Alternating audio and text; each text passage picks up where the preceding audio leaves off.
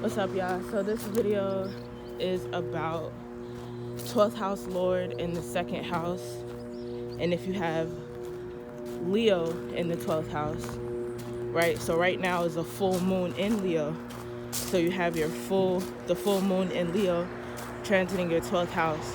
Whenever you have the moon in the 12th house, it's very important what you're paying attention to, the things you're dreaming about, the things you're daydreaming about, because it can manifest very, very quickly.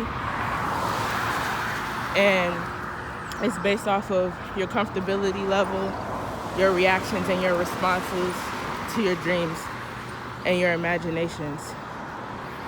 It's also moon in the 12th house. You can be a person that is very easily able to connect with other people when it comes to subconsciously.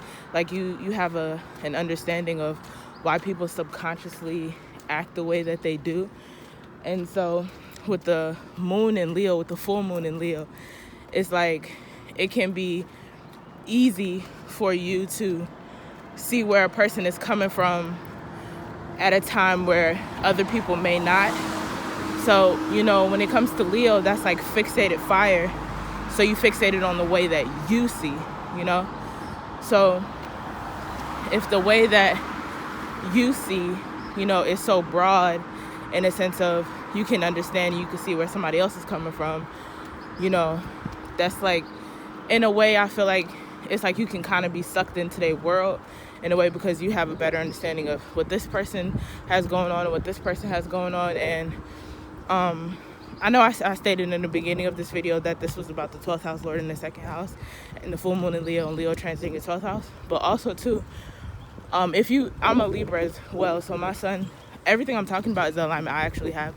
So with Libra, which is where my sun is at, which is 12th house. So 12th house in Leo, and Leo's ruled by the sun, and I have the sun in the second house, right?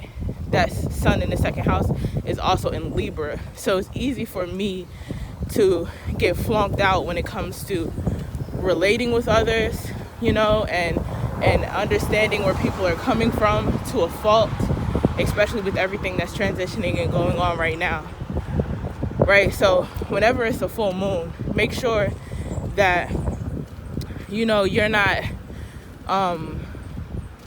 like, if somebody else is unfulfilled, it's not for you to go out your way to try to help and assist this person with being more fulfilled or something like that. Do things, in moderation or whatever. These are also just reminders to myself. So yeah, 12th house Lord in the second house. 12th house Lord is your dreams, imaginations, creativity, delusions, So one thing I learned so far, which was like 2 days ago, right before the full moon went completely into Leo, is that my dreams was heightened like a motherfucker. Like my dreams was right there. Like, how you have a certain thing happen in your dreams that's like, regardless of anything else that's going on in your dream, that's the one thing you really remember because of how intense it was, because of how impactful it was. It was really trying to get you to understand and see, like, hello, like, this is the important piece. This is the important part. So I had a dream like that, like 2 days ago, 2.5 days ago, or whatever. And it kind of let me know the delusion side of the way I was reacting and responding when it comes to what I was associated with. Because at the time, it was like the 11th house. The moon was transiting my 11th house at the time, so, and I also have a Cancer moon. So, it was like the moon, my Cancer moon is already in the 11th house, and the moon in the sky was transiting my Cancer moon in the 11th house, so it was like I was feeling a sense of home and comfortability and reacting and responding to my ability to be able to connect to associations and also this home-like environment or whatever. But I wasn't able to see previously to the moon going into Cancer, I wasn't able to see in a sufficient way certain areas that I needed to focus on. Like, I was more focused on the exciting parts, the things that felt good, the things that looked good. I was just like, okay, there's all these good signs and there's this new kind of energy, new kind of connection. So maybe it means this and maybe it means that and maybe it means all of these things. And there was a lot of things I was ignoring because of how beautiful it looked. You know, how Libras can talk real beautiful sometimes about shit, but don't be saying shit, but it be feeling and looking and seeing beautiful as fuck just because of the way that they say it. So even though like this particular association I was having, that person was not a Libra, but you know, it's like when you having that one-on-one conversation, that one-on-one connection, you know what I'm saying? It's easy for you to put yourself into somebody else's shoes about like, oh, like even though there can be flunkness in certain areas, you know, there's also like a certain level of potential. And when it comes to women, you know, it's like women are really good at being able to see the potential in others.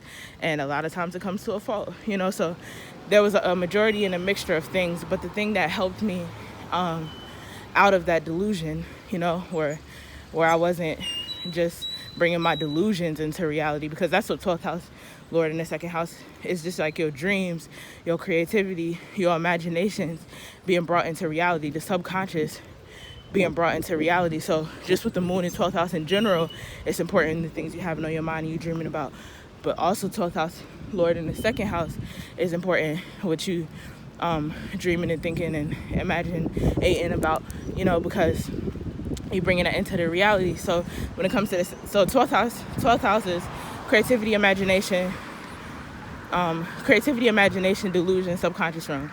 Second house is what you value and what you have to offer to the world, whether gift, talent, trait, attribute, or whatever, right? And so it's like whatever is going on in your subconscious realm, whatever is going on, you know, in that area, you know, like my dream, that intense part of that dream is not something I wanted to bring into reality. So that's what I mean when I say I had the dream prior to the current transit to kind of warn me and prepare me for like, it's important you disconnect from this association regardless of how beautiful it might have looked at the time. There were things that you were not seeing, you know? And so instead of being in a sense of like, oh, I don't want to detach from this familiarity because of all of these flunked out reasons you can kind of put onto things, and instead being more of like, you know, my actual creativity, my actual dreams, my actual imagination, like, you know, outside of it having to do with associations, the things that I naturally do, the things I wake up and do, you know, things I think about, the things that's on my mind, you know. And also too, it's like I wasn't noticing how distracted I was getting from it. It was so easy for the cloudiness to just be so present and to just be so full, like right in front of my face, where it was like it was so cloudy, but it just didn't, like, I would, like, when it comes to certain things, it's like I could find beauty in everything, you know. So I could even see the clouds as beautiful, like, you know what I'm saying? So like, this is like me just doing some reflections because, you know, the other day for class, it was an open panel and it was like, are you fulfilled or unfulfilled? You know, right now I'm fulfilled, you know, like right now I'm fulfilled with where the moon is at in Leo, the moon transiting my 12th house and my 12th house Lord being in my second house. And I'm fulfilled because of the things and the guidance that I got from my dreams, like that showed me where the delusions was at, you know, 12th house, and how to not bring them into reality was to detach from certain outdated cycles, you know, experiences, people holding on to memories and thoughts and things that I didn't need to have, you know, and being real with myself about like, you know, if you can see how something is not building and how something is not going in the way, like you can see how, like, I hate mundane conversations, not to even just use the strong word hate.